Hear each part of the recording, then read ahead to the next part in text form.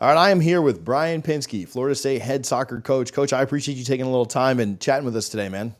Oh yeah, nice to be back, TJ. I appreciate you Yeah, having me on, man.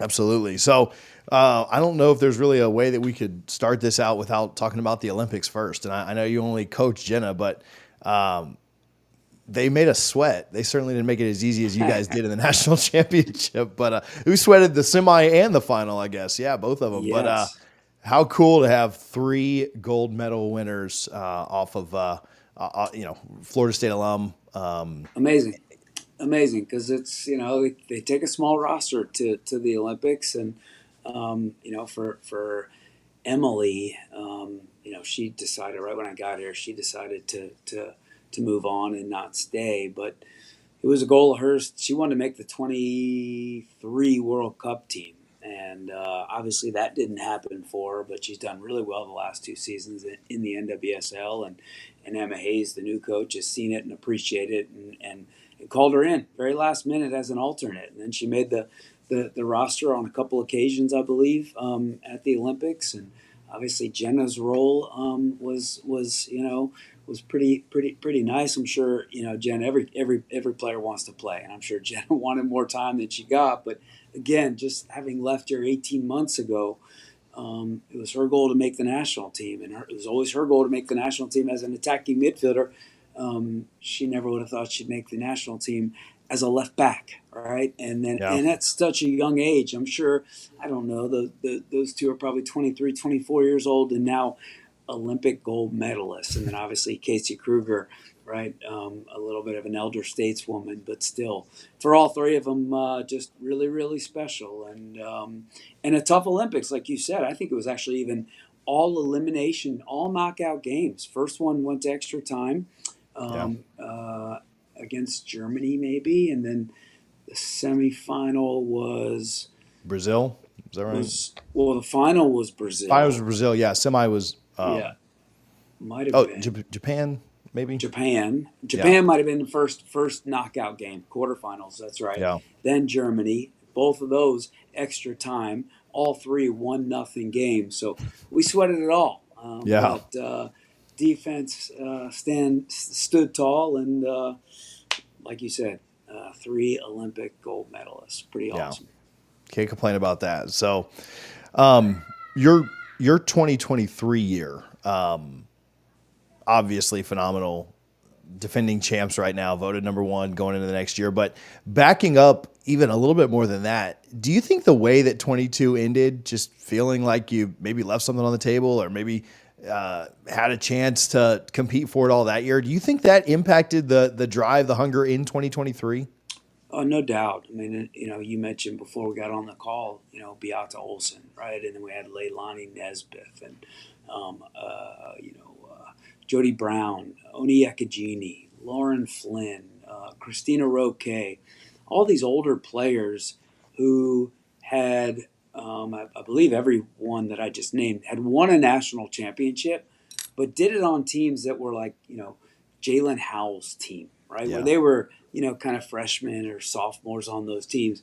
They hadn't won one that was their team, right? They were the older players. They were the leaders. It was their group, and so, great season in 2022, but a little bit of a sour taste in our mouths or in their mouths, coming out of losing a UNC in the semifinal, and wanted to leave here on top. And they know that is the crazy standard that is Florida State soccer, and so many of those players being so old and having been around the block and experienced and been able to taste it. Right, a lot of times when you win and you get to that kind of mountaintop, they think, okay, well, do you win and now you take your foot off the gas? And obviously, it was my first national championship, and I know, speaking from my now last 9 months experience, foot is not off the gas. You want to taste that again for Yeah. sure because it's so darn glorious that you want to be there again. And anything short of it is really, it's gut wrenching. So those players, no doubt,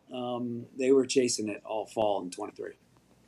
So I was going to ask you about this later, but it fits so well there. People say the hardest thing in sports to do is to repeat, right? It's hard to win a championship. It's harder to repeat. And so without getting into the full, schedule breakdown or season preview, is it is it as hard? I mean, we haven't done it yet, right? We're not there, but or is the drive like, no, no, no, we can't not do this again. Like it has to be there. You know, is it easy to keep them focused on what that ultimate goal is? Is it tougher because it's like, well, we're looking ahead to the final, or what is that like? Totally. Totally. And it's probably a situation where every year is different. Every team is different, right? What's the makeup of the team? What's the leadership of the team? Because who's driving the ship and how badly do people want to win? You can have talent, you can have a good brain and all those things, but we all know so much is here. And then so much of it comes down to like, does sometimes, I'm not saying luck is involved, but like it's hard to win. It's hard to Yeah. win. Forget the repeat factor. It's just hard to win in general. And in our sport, it hasn't been done in quite a long time. Obviously, UConn basketball just did it. What South Carolina basketball has done, they've been able to do it. But in others, in all sports, it's just hard to win in general, and therefore it's hard to repeat. We right now return about half of our starters from last year's team. We are younger. I think we are talented, but we are younger. And last year's team kind of had a little bit of the triple threat going on. They had a lot of talent, a lot of experience, and then probably back to what you said about that sour taste of 2022. They had the determination. So you put talent and experience and determination together, you give yourself a good chance. I think we have talent right now. I believe we have the determination. I mean, we're only 12 days into preseason, so the makeup of this team, the leadership of this team, right? The depth of this team, the health of these teams, so many unknowns still remain to be seen. But I think we're talented. I think we are determined. We have a little bit of experience, but it's a long season. And women win, men win men's championships. Women win women's championships. Earlier, you alluded to the national championship game. We were we were a bunch of bullies out there. We really were. Like Yeah. seniors and fifth year seniors and 22 and 23-year-old women that were ready to go and freaking bully someone. And we've got a little bit of youth about this team, but a lot of talent and I think some determination. Yeah, I've seen Florida State win soccer championships in penalties. I've seen them lose championships in penalties. And I didn't expect the five goal onslaught in the Natty, which again, I'd love that every time if you guys wouldn't Every time. Every time. take So some beautiful. stress off my heart. 100%. How did you mentioned some of the players and specifically, I mean, specifically defense, Lauren Flynn now in the pros, Christina Roque playing with it, also in the pros, like defensively goalie, like what should fans expect this year out of that unit? Yeah, I mean, we've got a couple holes to fill, obviously, in those two spots. The good news is we have three starters back from our four-player back line in Mimi Van Zanten, Heather Gilchrist, and Ron Ey. Still working on, a permanent plug for Lauren Flynn, and then also a goalkeeper. Addie Todd was a freshman last year. She didn't play because we rode Roque and we wanted to save Addie Todd's year. She had a good spring. She's had a good preseason so far. She's a little bit like Roque in terms of being pretty cool and calm and very good with her feet. And so I think we can be pretty good. And then we also, right above those two center backs, was Leilani Nesbitt, who played as our six. And you talk about a bully and you talk about a warrior and just a winner, a competitor. So we're still working on filling that role as well. But depending upon some other pieces, it's all just a puzzle. We may be able to slide Van Zanten in there. Carissa Beckman, who's a senior transfer from A&M, played there the other night. We scrimmaged, had an exhibition against TCU, and Beckman did really well in there. So we have new players, talent. And even though Beckman's a new player here, she's still a fourth-year senior and experienced college player. So we've got a couple other of those as well. Super talented up front. I know you lost some pieces up there. We talked about Beata and others, and it almost. I was standing next to Ira in Charlotte the night before the football ACC championship, and I looked at him and I said, "It's not really fair that Jordan Dudley's a freshman. Like that doesn't seem like it's fair for everybody else." When we were watching, I believe that was your semifinal game on that Friday That's night. right. That's right. And So yeah, her and others, but yeah, she, if you want to speak about Jordan just a little bit, I'm Yeah, sure you could go Jordan, on she's forever. yeah, I mean, she's the epitome of a killer, right? And just and I was actually talking to my wife about this. She was asking me the other day. She's like, "Just Jordan, is Jordan stronger than last year?" And I was like, "I don't really know, but like you just look at her physique. I mean, she's just 5'10" ball of muscle, right? And strong and fast and skillful, great brain, can score with both feet, great passer of the ball, and all of that to say, like you said, that was all as a freshman. And now I think she's even taken more steps in her game. And then we returned another player in the front five that we have back is Taylor Huff, who Yeah. two-time All-American and box-to-box midfielder and hungry to have a great senior year as she finishes her college career and preparing for that next step as a pro. And then we've got some talented freshmen. Taylor Suarez had a great night the other night against TCU. Very so light on her feet. First step is so quick. She's going to the U20 World Cup. Next week with the U.S. We got a transfer from Gonzaga who's also going to the U20 World Cup, and Gianna Riley. So she has 2 years of college soccer experience under her belt. We've got Soleil Washington, who's a freshman from Atlanta, Georgia, who went to the World Cup last year, the full Women's World Cup with Jamaica. Cam Simmons, transfer from Tennessee, has played 2 years of college soccer, also went to the World Cup. So we've got a lot of talent. It's just all new, and we're putting the pieces together, trying to get kids comfortable with each other, comfortable in how we want to play. But then we have a little, almost not a timeout in our season, but a timeout with our team when, like I said, next week, literally about this time next week, we will lose 6 players. We have 18 field players. We will lose 6 players to the U20 World Cup. We have 19 field players. We'll lose 6 of them to the U20 World Cup, four to the U.S. team, and then 1 to Brazil. An incoming freshman in Lara Dantas who will go to the World Cup with U20 Brazil, and then we've got the NAIA Player of the Year who is a senior. We'll have her for 1 semester.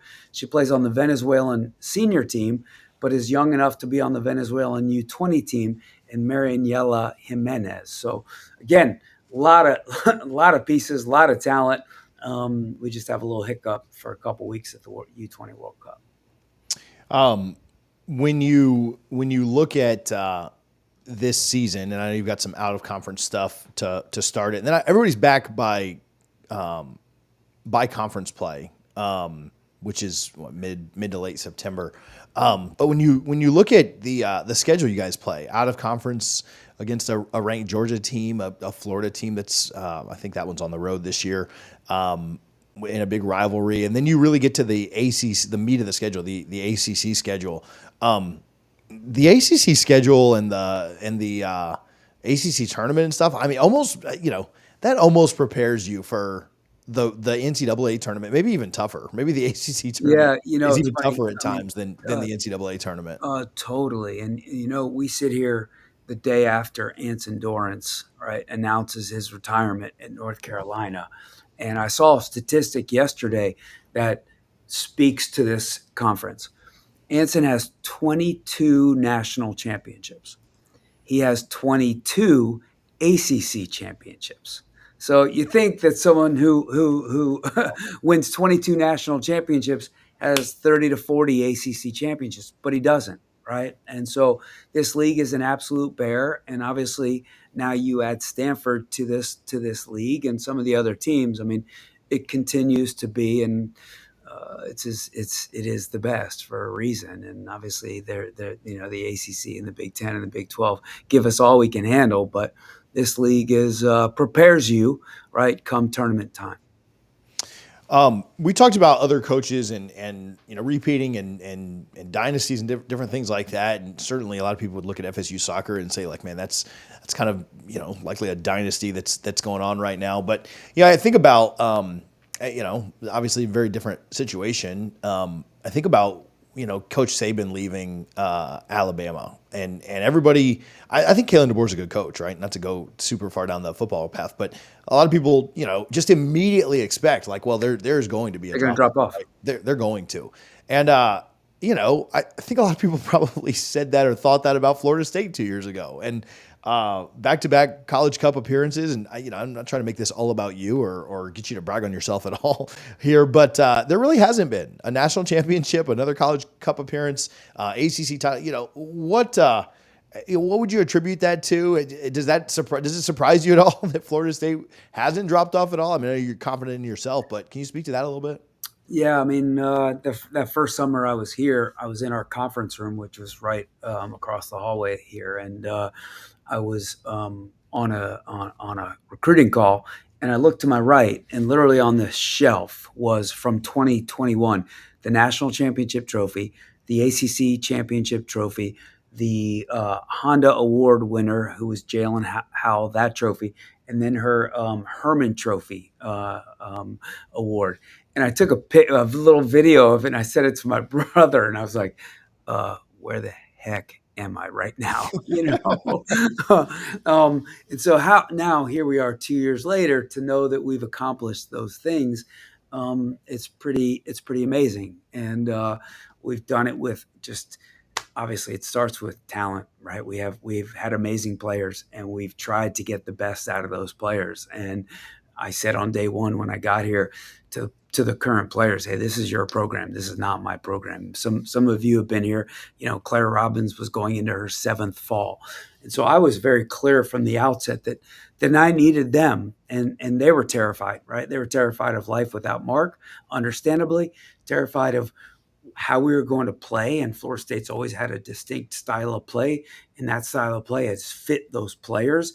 And their world was turned upside down by losing Mark, but they were then terrified that on the field was also going to be turned upside down and be asked to do things that they weren't familiar with doing and not comfortable doing. And we tried to make it as seamless and as comfortable as possible and do it together. And we were able to do that in year one. And then I think a lot of what you said is true is we lost three very good players after year one, but we had a lot of really good players come back.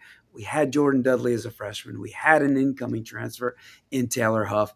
We had all the pieces, but then we also still had all these players wondered, were we any good last year, right? And because the standard, we everybody looks at, okay, Jalen Howell and her team, right? Before that, it was in 2018. The leaders of that group would have been maybe Dana Castellanos and company, and that was her team in 2014. Am I good enough? Are we good enough? And so that humility has always been kind of a benchmark of this program and chasing what others before us have done, right? And so we all collectively were chasing something, right? And together, right? This wasn't my ship. And the last thing, I mean, if I came in here and acted like that, these women would have kicked me to the curb in a hurry. And then most importantly, we would not have gotten the best out of them. And I think we were able to get the best out of them by leaning on them and letting them know that we needed to lean on them, and all being a shared effort. Um, how much has Florida State obviously ranked number one to start the season right now, so the expectation is there, but also brought in a really, really good recruiting class. You talked about some of the freshmen and is also recruiting really well. You and your staff are recruiting really well going forward. Is the success, obviously the answer is yes, but what part of the success on the Olympic field, which I know that just happened, but the success on the Olympic field, the success of the program, your personal success, how much is that factoring It's in massive. It's your everything. efforts? It's everything because it's like just like you said, like Coach K leaves. What do they expect? Duke basketball, Alabama, right? And it's somewhere between they expect Alabama football to go down, or it's a wait and see, right? And you can't ever say it's anything more than a wait and see because nobody knows, right? Nobody knows what. I think Caleb DeBoer obviously is a great coach, and he has a lot of poise and confidence about him to where you think that he can keep, but it's still hard. Like we were saying, winning's hard. The SEC football, it's all hard, right? And so there was a lot of wait and see. But now I don't think anyone, for all of the, oh, cool, Mark's gone, Florida State's not going to be any good, or all the let's wait and see. Nobody can say that anymore. And so now and we're not saying to, recruits, hey, look, we're gonna try and keep it going here, right? We have kept it going. And Yeah. so the proof is in the pudding, for lack of better words. I've asked Coach Norvell this, and I'm interested to get your take as well. But ranked very high to start the year. A lot of people see what you did last year and they think, well, do it again, right? How do you manage expectations? What are your expectations for the team this year? How do you convey that, or how do you talk to the team about that? Yeah, I think just being in this program and Florida State soccer, the standard and the expectations from year to year, honestly, it just doesn't change. If all of a sudden we don't have the players to win at a high level, then maybe we talk about different goals and expectations. But the standard hasn't changed, and the expectation to compete for a national championship, compete for an ACC championship, hasn't changed. So our team knows that. But then after that, that's all over, and it's all about day to day. As coach speak as this sounds, it's all about the day-to-day process and just playing well and getting better and growing all the time. And last year, I don't think we started rank. Yeah, we didn't, because we didn't win the national championship. We weren't number one in the season last year till middle of October. And then I was asked, okay, now do you feel pressure now that you are number one in the country? And we didn't address it one time. I was actually trying to convince our team that we were any good, because they literally thought we were undefeated. We were like 11-0-1, and our team thought we stunk, right? And then we beat Notre Dame, and I think we got to 12-0-1, and all of a sudden they started to feel like, okay, well, you know what? Maybe we are pretty good. But the ranking didn't matter, because their own standard and their own measurement of themselves and what they were chasing just by being a part of this program is far more important than anything that's going on any piece of paper or any internet site outside of this building. Yeah, I love it. I'll ask you this, and then we'll go get you out of here. But you just talk about fan support, booster support, just the donors that go specifically to soccer, and the people that come out and support with their time and on social media and things, like just what that means to you and what that means to the program. Yeah, it's all priceless, right? Whether it is the fans in our stands, and the other night we played TCU. Game was supposed to start at 7 o'clock. I think we kicked off at 9:15, and we still had a lot of people that waited out 3 lightning delays because they love Florida State soccer, and they just want to support our team. So fans, amazing all the time, every home game, or any get together we may have. And then the boosters, right? It's been pretty clear what our athletic director and board of trustees and president want to do from a conference standpoint. And it's not because anybody despises the ACC. I love the ACC because it's the best, conference Yeah. in women's college soccer. But the money that these other conferences are getting right now from a football standpoint, and therefore an athletic department standpoint, everybody knows it's a big deal. And so for us, we've got to ask for that money for donors and from our boosters and for people that support and help our program.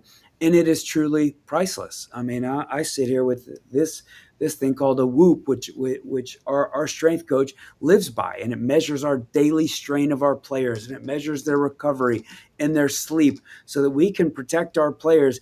And hopefully on December 5th in the national championship game, this fall, December 9th in the national championship game, be absolutely flying on all cylinders, healthy and fast and fit.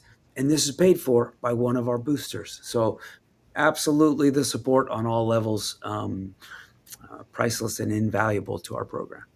Awesome. Well, Coach, we can't wait to see you this week. We're coming out to the USF game. We'll get up there for, I think it's Villanova the day before football team kicks off against BC too. So That's excited right. for you, excited for this year. And man, we wish you the best of luck, and go Noles. Thank you, TJ. We'll see you Thursday, man. Awesome, buddy.